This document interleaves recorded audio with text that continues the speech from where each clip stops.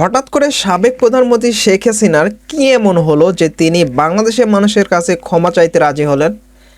তো আমরা কিন্তু পেছনে যে বছরগুলো যেগুলো গেছে, পেছনের যে দিনগুলো গেছে, সেখানে আমরা দেখেছি তাকে কোনো রকম সব রকম সব ধরনের কথাবার্তাতেই তার অনড় একটা অবস্থান। প্রিয় দর্শক, আজকে আপনি অবাক হয়ে যাবেন। প্রধানমন্ত্রী শেখ হাসিনা, সাবেক প্রধানমন্ত্রী শেখ হাসিনা, তিনি কিন্তু তার পূর্বের কার্যকলাপ নিয়ে তিনি কিন্তু ক্ষমা চাইতে চাচ্ছেন। তো আপনাদের কাছে কি মনে হচ্ছে এই ব্যাপারটাকে কেন্দ্র করে? আসলে তিনি কেন এই ক্ষমা চাইতে তিনি কেন চাচ্ছেন, বা হঠাৎ করে এই কথাটা কেন মনে হলো? কারণ আমরা দেখেছি পেছনের বছরগুলোতে তিনি কিন্তু সে ধরনের কোনো রকম প্রতিক্রিয়া দেখান নাই।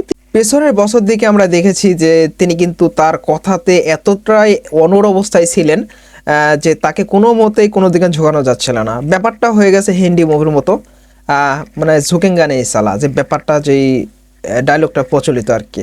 তো তার সাবেক প্রধানমন্ত্রী শেখ হাসিনার কিন্তু সেই ধরনের একটা মন্তব্য ছিল বা মনোভাব ছিল, কিন্তু হঠাৎ করে আমরা যেটা লক্ষ্য করতেছি, তিনি কিন্তু বলতেছেন যে আমি আমরা বা আমি বা আওয়ামী লীগ পেছনের যে ঘটনাগুলো হয়েছে সেগুলোর জন্য তারা ক্ষমা চাইতে বাধ্য, বা তিনি ক্ষমা চাইতে চান। তো এই নিউজটা যখন শুনেছি আমি রীতিমতো অবাক হয়ে গেছি। আসলে কতদূর সত্য কি সত্য না সে ব্যাপারেও অনেকটা এখনও রিসার্চ করা বাকি রয়েছে। তো তার পরবর্তীতে যেহেতু নিউজের দিকে এসেছে, সেক্ষেত্রে অবশ্যই সঠিক হবে। তো প্রিয় দর্শক, আপনাদের কাছে কি মনে হয়, মানে আপনাদের কাছে কি মনে হয় যে সাবেক প্রধানমন্ত্রী শেখ হাসিনা যে ক্ষমা চাচ্ছেন, আসলে এর পেছনে ঘটনাটা কি? আপনাদের কাছে কি মনে হয়, বা আসলে সাবেক প্রধানমন্ত্রী শেখ হাসিনার এই তার কি চাচ্ছেন এই মুহূর্তে তিনি? তো আমরা জানি কিন্তু বাংলাদেশ থেকে অভ্যুত্থানের মাধ্যমে তিনি কিন্তু বাংলাদেশ ছেড়ে পালিয়েছেন ইন্ডিয়াতে। আর সেখানে থাকা অবস্থায় তিনি কিন্তু নানান রকম বাংলাদেশের পক্ষ থেকে কিন্তু নানান রকম অনেকটা চাপ চাপ বলতে এভাবে না, হয়তো বা সোশ্যাল মিডিয়ায় এভাবে বলা হচ্ছে যে তাকে আনা হবে। তো এরকম নানা রকম গুঞ্জন শোনা যাচ্ছে, কিন্তু এই কয়েকদিন আগে একটা প্রতিবেদনে দেখেছি যে ভারতের একটি সাংবাদিক সেখানে সম্মেলন থেকে তিনি কিন্তু প্রশ্ন করেছিলেন যে আপনারা তো এখনও প্রধানমন্ত্রী শেখ হাসিনাকে চান নাই, তাহলে এই ক্লেমটা কেন করতেছেন?